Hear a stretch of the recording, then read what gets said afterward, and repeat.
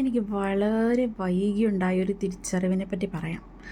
അതെന്താണെന്ന് വെച്ചാൽ വേറൊന്നുമല്ല, പുറകിൽ നിന്ന് നല്ല രീതിയിൽ നമുക്കിട്ട് പണിയുന്ന കുറച്ച് ആൾക്കാർ, അതായത് അവരുടെ മനസ്സിൽ നമ്മളോട് എന്തെങ്കിലും ഒരു ശത്രുത അല്ലെങ്കിൽ എന്താ പറയുക, ഒരു അസൂയ അതുപോലത്തെ എന്തെങ്കിലും ശത്രുത മെയിൻലി ഉണ്ടെങ്കിലാണല്ലോ അവരങ്ങനെയൊക്കെ ചെയ്യുന്നത്.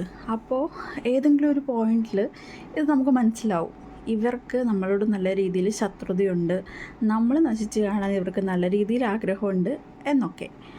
പക്ഷെ അത് മനസ്സിലായ ശേഷവും നമ്മൾ അവരോട് പഴയതുപോലെ തന്നെ പെരുമാറും, അതേ സ്നേഹം കാണിക്കും, അതേപോലെ തന്നെ ട്രീറ്റ് ചെയ്യും. തിരിച്ച് അവരിങ്ങോട്ട് അതിനേക്കാൾ നൈസായിട്ട് നമ്മളെ ട്രീറ്റ് ചെയ്യും. അപ്പോൾ ഇതൊക്കെ നമുക്ക് മനസ്സിലായി എന്ന് അവരും കൂടെ മനസ്സിലാക്കുന്നൊരു പോയിൻ്റ് വരും. അതിനുശേഷവും ഇവർ ആക്ടിങ് തുടങ്ങും.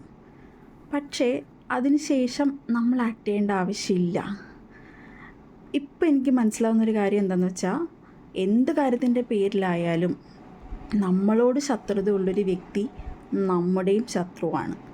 അവർ നമ്മളെ ദ്രോഹിച്ചിട്ടുണ്ടെങ്കിൽ തിരിച്ച് ദ്രോഹിക്കണം എന്ന് ഞാൻ പറയില്ല, ഞാൻ ഒരിക്കലും പറയില്ല. കാരണം അവരെപ്പോലെ തരം താഴാൻ അവരെക്കൊണ്ട് മാത്രമേ പറ്റത്തുള്ളൂ.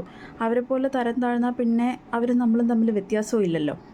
സോ 100% നമ്മുടെ ലൈഫിൽ നിന്ന് അവരെ അങ്ങോട്ട് എടുത്തു കളയുക എന്നുള്ളതാണ് നമുക്ക് ചെയ്യാൻ പറ്റുന്ന ഏറ്റവും നല്ല കാര്യം. നല്ല കാര്യം എന്ന് പറഞ്ഞാൽ നമ്മളോട് തന്നെ ചെയ്യുന്ന ഏറ്റവും നല്ലൊരു ഫേവറായിരിക്കും അത്.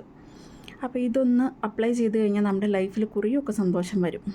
ഐ ഡോണ്ട് കെയർ എന്ന് വിചാരിക്കുക. അവർ എന്ത് കാണിച്ചാലും, അവർ സംസാരിക്കാൻ വന്നാൽ അവോയ്ഡ് ചെയ്യുക. ഇനി സംസാരിക്കണം എന്നുണ്ടെങ്കിൽ ജസ്റ്റ് ഇങ്ങോട്ട് എന്തെങ്കിലും പറഞ്ഞാൽ തിരിച്ച് പറയുക, അതല്ലെന്നുണ്ടെങ്കിൽ വിട്ടേക്കുക. നമ്മുടെ ലൈഫിൽ നമുക്ക് ഒരുപാട് സമാധാനം കിട്ടുന്നൊരു കാര്യമാണ് അത്. ഒന്ന് അപ്ലൈ ചെയ്ത് നോക്ക്.